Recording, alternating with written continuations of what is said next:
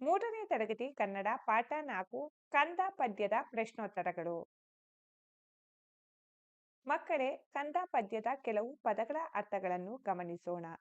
ಪದಗಳ ಅರ್ಥ: ಕುಡಿ, ಚಿಗುರು; ಅಲಗು, ಕತ್ತಿಯ ಅಂಚು; ಎಸಳು, ಹೂವಿನ ದಳ; ಕಿರಿಕಿರಿ, ಕಾಟ; ಬಂಗಾರ, ಚಿನ್ನ; ಚಮಚಿಯ, ಸಂಜೆಯ. ಅಭ್ಯಾಸ. ಮುಖ್ಯ ಪ್ರಶ್ನೆ 1. ಈ ಸಾಲುಗಳನ್ನು ಪದ್ಯದಲ್ಲಿರುವಂತೆ ಪೂರ್ಣಗೊಳಿಸು. ಪೂರ್ಣಗೊಳಿಸಲಾಗಿದೆ, ಗಮನಿಸಿ ಮಕ್ಕಳೇ. 1. ಅಳುವ ಕಂದನ ತುಟಿಯು ಹವಳಾದ ಕುರಿಯಾಂಗ. 2. ಹಾಡಿ ಬಾ ನನ್ನ ಕಂದ ಅಂಗಾಲ ತೊಳೆದೇನ. 3. ಕೂಸು ಇದ್ದ ಮನಿಗಿ ಬೀಸಣಿಗೆ ಯಾತಾಕ. 4. ಕಂದಾನ ಕಿರಿಕಿರಿ ಇಂದೇನು ಏಳಾಲಿ. ಮುಖ್ಯ ಪ್ರಶ್ನೆ 2. ಒಂದು ವಾಕ್ಯದಲ್ಲಿ ಉತ್ತರಿಸು. ಪ್ರಶ್ನೆ 1. ತಾಯಿಯು ಕಂದನ ಅಂಗಾಲನ್ನು ಯಾವುದರಿಂದ ತೊಳೆಯುವುದಾಗಿ ಹೇಳುತ್ತಾಳೆ? ಉತ್ತರ: ತಾಯಿಯು ಕಂದನ ಅಂಗಾಲನ್ನು ತೆಂಗಿನಕಾಯಿಯ ತಿಳಿನೀರಿನಿಂದ ತೊಳೆಯುವುದಾಗಿ ಹೇಳುತ್ತಾಳೆ. ಪ್ರಶ್ನೆ 2. ಅಳುವ ಕಂದನ ತುಟಿಯನ್ನು ಯಾವುದಕ್ಕೆ ಹೋಲಿಸಲಾಗಿದೆ? ಉತ್ತರ: ಅಳುವ ಕಂದನ ತುಟಿಯನ್ನು ಹವಳಾದ ಕುರಿಗೆ ಹೋಲಿಸಲಾಗಿದೆ. ಪ್ರಶ್ನೆ 3. ಅಳುವ ಕಂದನ ಕಣ್ಣೋಟ ಹೇಗಿರುತ್ತದೆ? ಉತ್ತರ: ಅಳುವ ಕಂದನ ಕಣ್ಣೋಟ ಶಿವನ ಕೈಯಲ್ಲಿನ ಕತ್ತಿಯಂತೆ ಹೊಳೆಯುತ್ತಿರುತ್ತದೆ. ಪ್ರಶ್ನೆ 4. ಮಗು ಏನನ್ನು ತಂದು ನಿಲ್ಲಿಸೆಂದು ಕೇಳುತ್ತದೆ? ಉತ್ತರ: ಮಗು ಸಂಜೆಯ ಚಂದ್ರಮನನ್ನು ತಂದು ನಿಲ್ಲಿಸೆಂದು ಕೇಳುತ್ತದೆ. ಮುಖ್ಯ ಪ್ರಶ್ನೆ 3. 2-3 ವಾಕ್ಯಗಳಲ್ಲಿ ಉತ್ತರಿಸು. ಪ್ರಶ್ನೆ 1. ಕೂಸು ಇದ್ದ ಮನೆಗೆ ಬೀಸಣಿಗೆ ಬೇಡ ಏಕೆ? ಉತ್ತರ: ಕೂಸು ಮನೆಯ ಒಳಗೆ ಹೊರಗೆ ಆಟವಾಡಿಕೊಂಡು ಇದ್ದರೆ ಆ ಸಂತೋಷದಿಂದಲೇ ಮನೆಯಲ್ಲಿ ಗಾಳಿ ಬೀಸಿದಂತಾಗುತ್ತದೆ. ಹಾಗಾಗಿ ಕೂಸು ಇದ್ದ ಮನೆಗೆ ಬೀಸಣಿಗೆ ಬೇಡ. ಪ್ರಶ್ನೆ 2. ಆಡಿ ಬರುವ ಕಂದನನ್ನು ತಾಯಿ ಹೇಗೆ ಉಪಚರಿಸುವಳು?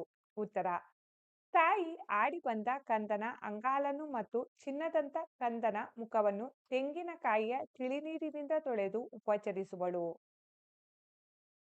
ಸಾಮರ್ಥ್ಯಾಧಾರಿತ ಚಟುವಟಿಕೆ. ಅ. ತಪ್ಪುಗಳನ್ನು ಸರಿಪಡಿಸಿ ಬರೆ. 1. ಬೀಸಣಿಗೆ ಗಾಳಿ ಸುಳಿದವ. ಸರಿಪಡಿಸಿರುವ ವಾಕ್ಯ: ಬೀಸಣಿಗೆ ಗಾಳಿ ಸುಳಿದಾವ. ಮಕ್ಕಳೇ, ಇಲ್ಲಿ ಸರಿಪಡಿಸಿರುವ ಅಕ್ಷರಗಳನ್ನು ಕೆಂಪು ಅಕ್ಷರಗಳಲ್ಲಿ ಬರೆಯಲಾಗಿದೆ, ಗಮನಿಸಿ. 2. ಕುಡಿಯುಬ್ಬು ಬೇವಿನೆಸಳಾಂಗ. ಸರಿಪಡಿಸಿರುವ ವಾಕ್ಯ: ಕುಡಿಯುಬ್ಬು ಬೇವಿನೆಸಳಾಂಗ. 3. ಚಂದಮನ ತಂದು ನಿಲ್ಲಿಸೆಂದ. ಸರಿಪಡಿಸಿರುವ ವಾಕ್ಯ: ಚಂದ್ರಮನ ತಂದು ನಿಲ್ಲಿಸೆಂದ. ಮುಖ್ಯ ಪ್ರಶ್ನೆ 2. ಈ ಸಾಲುಗಳನ್ನು ನಕಲು ಮಾಡು. ಆಡಿ ಬಾ ನನ್ನ ಕಂದ ಅಂಗಾಲ ತೊಳೆದೇನ. ಕುಡಿಯುಬ್ಬು ಬೇವಿನೆಸಳಾಂಗ. ಈ ಸಾಲುಗಳನ್ನು ನಕಲು ಮಾಡಿ ದುಂಡಾಗಿ ಬರೆಯಿರಿ ಮಕ್ಕಳೇ. ಮುಖ್ಯ ಪ್ರಶ್ನೆ 3. ಕಂದ ಪದ್ಯದಲ್ಲಿ ಒತ್ತಕ್ಷರಗಳಿರುವ ಪದಗಳನ್ನು ಬರೆ.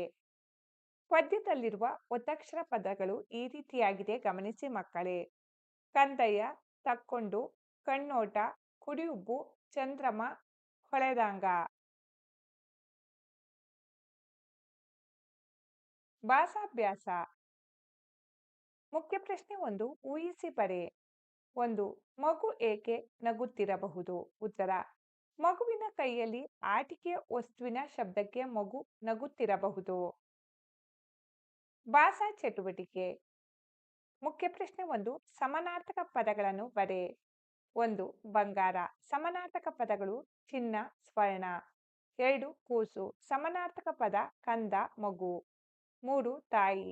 ಸಮಾನಾರ್ಥಕ ಪದಗಳು: ಅವ್ವ, ಅಮ್ಮ. ಪ್ರಶ್ನೆ 2. ಈ ವಾಕ್ಯಗಳಲ್ಲಿ ಅಡಿಕೆರೆ ಹಾಕಿದ ಪದಗಳಿಗೆ ಗ್ರಾಂಥಿಕ ರೂಪ ಬರೆ. 1. ಕೂಸು ಇದ್ದ ಮನೆಗೆ ಬೀಸಣಿಗೆ ಯಾತಕ. ಅಡಿಕೆರೆ ಹಾಕಿರುವ ಪದ ಮನೆಗೆ. ಗ್ರಾಂಥಿಕ ರೂಪ ಮನೆಗೆ. 2. ಬಂಗಾರ ಮಾರಿ ತೊಳೆದೇನ. ಅಡಿಕೆರೆ ಹಾಕಿರುವ ಪದ ಮಾರಿ. ಗ್ರಾಂಥಿಕ ರೂಪ ಮುಖ. 3. ಬೀಸಣಿಗೆ ಗಾಳಿ ಸುಳಿದಾವ. ಅಡಿಕೆರೆ ಹಾಕಿರುವ ಪದ ಸುಳಿದಾವ. ಗ್ರಾಂಥಿಕ ರೂಪ ಸುಳಿಯುವುದು. 4. ಚಂದ್ರಿಯ ಚಂದ್ರಮನ ನಿಲ್ಲಿಸೆಂದ. ಅಡಿಕೆರೆ ಹಾಕಿರುವ ಪದ ಚಂಚಿಯ. ಗ್ರಾಂಥಿಕ ರೂಪ ಸಂಜೆಯ. ಮುಖ್ಯ ಪ್ರಶ್ನೆ 3. ಈ ಪದಗಳನ್ನು ಗ್ರಾಂಥಿಕ ರೂಪದಲ್ಲಿ ಬರೆ. ಮಾದರಿ: ಹೊಳೆದಂಗ, ಹೊಳೆದ ಹಾಗೆ. 1.